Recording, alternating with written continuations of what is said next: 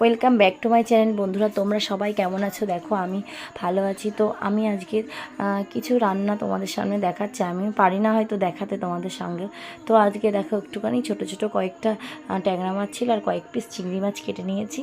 তো এটা নিয়ে আমি পুরোটা একসাথেই পুরো ঝাল করব। আর কিছু বলার আছে, সেটা হচ্ছে কি বলো তো, আমি দেখছি আমার ভিডিওতে আর ভিউসও আসছে না, তো মনটা খুব খারাপও হয়ে যাচ্ছে। তো তারপরে মানে লাইক ঠাইকও সেভাবে আসছে না। তো আমি জানি না আমি কি ঠিকভাবে ভিডিও দিতে পারছি কি পাচ্ছি না। তো এর জন্যই নিজের মনটাও খুব খারাপ। তো এর জন্য আর না, সেই ইউটিউবের পরে মানে যে একটা ভিডিও করবো, ভিডিও ছাড়বো, তার একটা ইন্টারেস্টটাই আমার মধ্যে আর নেই। তো জানি না আমি ঠিকভাবে কি তোমাদের সঙ্গে কি ভিডিও নিয়ে আসতে পারছি না কি, কিছুই আমি বুঝতে পারছি না। তো যাই হোক, সবাই একটু সবাইকে সাপোর্ট করলে মনে হয় আমরা সবাই একটু বড় হতে পারবো। কারণ দেখো, সবাই তো আর বড়, ছোট থেকেই সবাই বড় হয়, এক চান্সে তো কেউ বড় হয় না। তো তুমি যদি আমার পাশে না থাকো, আমি তোমার পাশে না থাকি, তো কীভাবে বা বড় হব? এই হচ্ছে ব্যাপার। তো যাই হোক, দেখো একটু শাকটা একটু, তারপরে একটু শাক করে নিলাম। তো তোমরা কীভাবে শাক করো আমি জানি না। আমি আজকে একটু দেখো, তেলের পরে হচ্ছে শুকনো লঙ্কা আর একটু পেঁয়াজ আর একটু রসুন থেতো করে একটু মানে ওর উপরে দিয়ে নাড়াচাড়া করে শাকটা দিয়ে দেবো। তারপরে শাকটা দিয়ে মানে বেশ ভাজা ভাজা করব না, বেশ একটু মানে নরম নরম করব। তো তারপরে ওটা খেতে খুব টেস্ট লাগে। তো তোমরা করে দেখো। আগে আমি শাকটাকে প্রথমে কাঁচা লঙ্কা দিয়ে একদম নরম জালে ওটাকে আগে ঢেকে রাখার পরে ওটা একদম বেশ জল বেরিয়ে ওর মধ্যে, কারণ আমি ওই জলটা না ফেলি না, কারণ যদি শাকের জলটাই ফেলে দিলাম তাহলে শাকের কোনো প্রোটিনটাই থাকলো না। ওর জন্য আমি শাকটা, প্রতিটা শাক আমি এইভাবেই করি, যে শাক সেদ্ধ করে জল ফেলে দিয়ে আমি শাক করি না। তো যাই হোক, তারপরে আমি চলে আসলাম, শাক ঠাক করলাম, মানে শাকটা করব। তো তার মধ্যে কি বলো তো, মানে রান্না করছি আর মনের মধ্যে হচ্ছে যে কি আমি কি কিছু ভুল করছি না কি জানি না, আমি কি ঠিকভাবে ভিডিও নিয়ে আসতে পারছি না। তো কেউ ভিডিও সেইভাবে দেখছে না, বা ভিডিওর মধ্যে কোনো কি এরা ইন্টারেস্ট পাচ্ছে না। হ্যাঁ, আমি টাইটেল থাম্বনেল ঠিকভাবে দিতে পারছি না, কারণ আমি এতটা পপুলার হয়ে পারিনি। আর আমি না ঠিক বুঝতে পারি না কীভাবে টাইটেল দেবো। কার কী প্রবলেম হয় তোমরা একটু বলো তো, আমার মতন টাইটেল আর থাম্বনেল দিতে। তো যাই হোক, আমি টাইটেল যেমন পাচ্ছি তেমন, আমার মনে টাইটেলের ইন্টারেস্টটাই কেউ দেখছে না। তো দেখো, আমি তো সেইভাবে সবার ব্লগই কম বেশি ফলো করছি, কিন্তু সবার মানে সবসময় হয়ে উঠছে না, কারণ মেয়ে জ্বালাতন করে খুব, আর ওই ছোটো বাচ্চাকে নিয়ে। আর তারপরে কি বলো তো, ওর কোনো দিনই শরীরটা ভালো থাকে না। ওর পেছনে আমার 3-4 রকমের প্রতিদিনই ওষুধ থাকে, যেটা মেনটেন করে খাওয়াতে হয়। এই জন্য আমি ঠিকভাবে কি পাচ্ছি না আমি তোমাদের সামনে সব কিছু ঠিকঠাক নিয়ে আসতে। আমি নিজেই বুঝতে পারছি না। এক এক সময় মনে হচ্ছে ইউটিউবটা আমি ছেড়েই দেবো, কারণ আমার মধ্যে আর মনে হয় হবে না। তো জানি না, কোনো ভরসা বা আশা কিছুই দেখতে পাচ্ছি না। তো দেখো, এবার আমার মানে মেয়েরও একটা রান্না থাকে, মেয়ের আলাদা রকম ডাল হয়, তারপরে ওর ডিম সেদ্ধ হয়, আলাদাভাবে ওর খাওয়ানো থাকে। তারপরে আমার ধরো 11 বছরের একটা ছেলে আছে, কিন্তু ছেলে কিন্তু আমার এখনও ঠিকভাবে ভাতও খেতে পারে না, কারণ ও 11 বছর পরে ডিস্টেন্সে আমার মেয়ে হয়েছে। যাই হোক, কী বলো তো, মানে ওরে এতটা আতপুষো করা হয়েছে যে আজও নিজে হাতে সেইভাবে গুছিয়ে খেতে পারে না। যদি ওকে খাইয়ে দিয়ে, বা ছেলে মেয়েকে একসাথে নিয়ে খাওয়াতে বসি, প্রায়টা সময় চলে যায় সংসারের একা হাতে কাজ করে, তারপরে তো আমাদের এটা করতে হয় বলো। তো জানি না আমি ঠিকভাবে আমি পারবো কি না, আমি কতদূর যেতে পারবো, আমি কিচ্ছু বুঝতে পারছি না। তো তার মধ্যে দিয়ে অনেক কষ্ট করে এডিটিংগুলো করি, তার মধ্যে দেখো মেয়ে জ্বালাতন করে। যতটা আমি সব কিছু তোমাদের সাথে শেয়ার করতে পারি না, না চায়ের কিছু পারি, না কোনো টিফিন পারি, কারণ ফোনটা ধরে দেওয়ারও লোক নেই। নিজে নিজে কতটা ধরে দেওয়া করা যায়, তার মধ্যে মেয়ে এসে ধাক্কা দেয়, জ্বালাতন করে, ছেলে এই বায়না থাকে, ছেলেকে পড়া ধরতে হয়, অনেক কিছু ব্যাপার মিলিয়ে মিশিয়ে অনেক কিছু, একটা সংসার মানে তো বোঝো। তারপরে তোমাদের দাদা ভাইয়ের খাবারে থাকে, কোনটা কি খাবে, তোমার ছেলের থাকে, মেয়ের থাকে, আমার থাকে, লাস্টে সে আমারই, জানো তো, একবারই খাওয়া ঠিকভাবে জোটে কিনা সেটাই বড় কথা। তো যাই হোক, তারপরে মানে এসব অনেক কিছু বক করে ফেলছি তোমার সাথে, মানে তোমাদের সাথে। যাই হোক, আমার মনের অবস্থাটা খুব একটা ভালো না। তো এটাই প্রবলেম হচ্ছে যে আমি তো সেভাবে ব্লগও দিই না। তো দেখো, অনেক দিন পর একটা করে ব্লগ দিচ্ছি, তাতেও যদি ভিউজ না আসে, তা কিছু ভালো লাগে তোমরা বলো? তো যাই হোক, এখন আর লং ভিডিও কেউ দেখতেও চায় না, সবাই কেটে কেটে দেখে। তো এটাই বড় কথা। কিন্তু দেখো আমি তো আমার ফ্রেন্ড যারা আছে আমি সবাইকেই কম বেশি লাইক করে আসছি আর কমেন্ট করেও আসছি যে তোমরা তোমাদের ভিডিওগুলোতে দেখো আমার লাইক কমেন্ট থাকে। আর একটা কথা কী বলো তো, তুমি যদি আমার পাশে না থাকো আমি কী করেই বা তোমার পাশে থাকি। সবাই সবার হাত বাড়িয়ে দিতে হবে, কারণ আমরা ছোট ইউটিউবার। তো যাই হোক, আমার আমার বাড়ি থেকে কিন্তু ঠিক সেইভাবে সবার অ্যাকচুয়ালি আমার শাশুড়ির খুবই পছন্দ, যেটা সত্যি সত্যি। কিন্তু তোমাদের দাদাভাইয়ের খুব একটা পছন্দ না আমি ভিডিও করি, কিন্তু তার সত্ত্বেও আমি করি। কিন্তু আমি ভিডিওটাকে খুব ভালোবাসি। তোমরা যদি বলো আর্ন করার জন্য, না, আর্ন করার জন্য না, আমি খুব পছন্দ করি ভিডিও করতে। তা জানি না আমার কতদূর কী হবে। এবার যদি বলো হ্যাঁ আর্ন করতে কি চাও না, তাহলে কিসের জন্য ভিডিও করো? না, আর্ন করতে সব ঘরের বউরাই চায়, কারণ বাড়ি বসে যদি কিছু করা যায়। তো দেখো সেইভাবে আমার ঠিক হয়ে ওঠে না, আমি পারিই না করতে।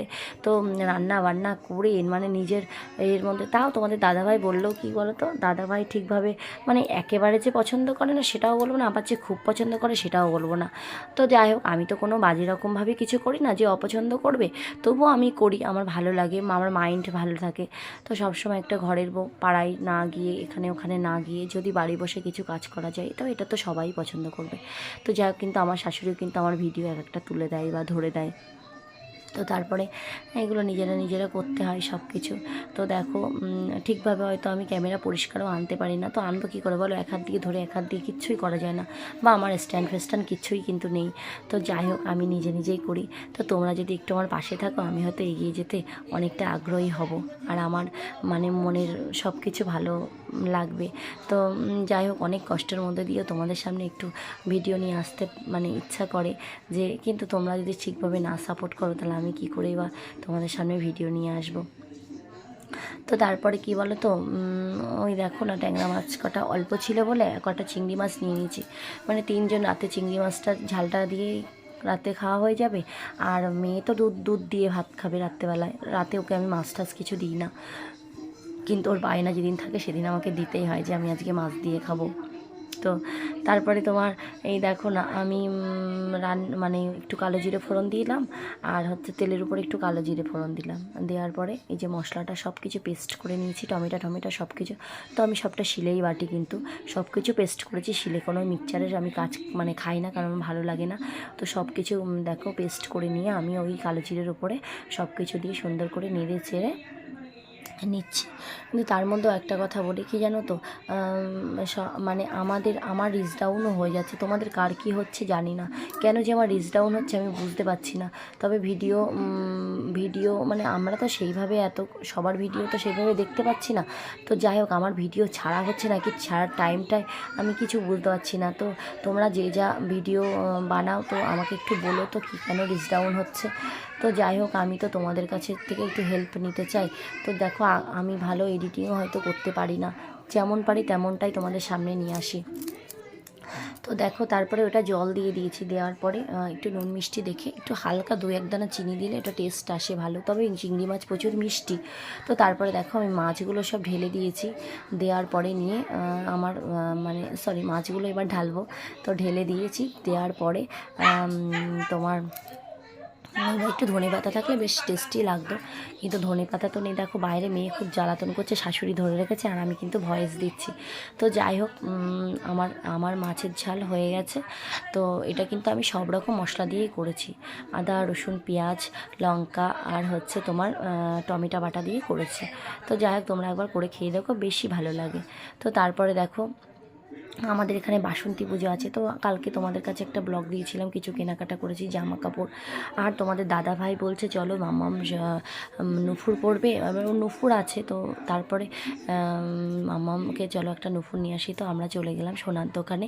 তো আমি যেখান থেকে সোনা বানাই, তো শ্রীকৃষ্ণ জুয়েলার্স, তো ওখানে আমি চলে গেলাম। তো ওখান থেকে আমি গিয়ে নুপুরের কালেকশান দেখছিলাম। তো আমারও একটা নুপুর দিয়ে দিলাম, আর মেয়েরও নুপুর দিয়ে দিলাম। তার সাথে আমার একটা দারুণ সিঁদুরদানি ছিল কাঠি সমেত, আমি সেটাও দিয়ে দিয়েছি, কারণ ওটা আমি ইউজ করি না। তো যার কারণে আমি বলছি কী হবে বাড়ি থেকে, তো ওটা দিয়ে যদি কিছু সেফট হয়।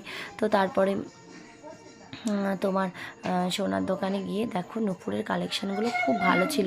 তো নুপুরের কালেকশানগুলো খুব ভালো ছিল। হ্যাঁ মা। নুপুরের কালেকশন খুব ভালো ছিল। তো নুপুরগুলো দেখো, এই দুটো নুপুরের মধ্যে আমরা দুজন নিয়েছি। তো এই নুপুর দুটোর মধ্যেই নিয়েছি। তো দেখো, নুপুরগুলো ভালোই ছিল দেখতে, কিন্তু কি বলো তো, ওয়েটের ব্যাপার আছে। তো আরও অনেক নুপুরের কালেকশন ছিল। তো তারপর আমরা বাড়ি চলে এলাম। তো বন্ধুরা, আমি আমার মেয়ের জন্য কি আনতে গেছিলাম তো তোমরা সবাই দেখো। তোমাদের সাথে তো সবই শেয়ার করি, কারণ তোমরা আমার একটা ফ্যামিলিরই লোক। তো এই দেখো, এটা আমার জন্য নিলাম। এই দেখো, এই নুপুরটার ডিজাইন কেমন লাগছে কমেন্টে জানিও। দেখো, আমি একটু মানে ভারী ওয়েটের পরতে পছন্দ করি, তো ওর জন্য আমি এটা নিলাম। তো কেমন লাগলো দেখো, তো কেমন লাগলো, একটু ভারী ওয়েটেরই আমার ভালো লাগে। তো এটার ওয়েট অনেকটাই আছে, এটা 8 ভরির কাছে আছে।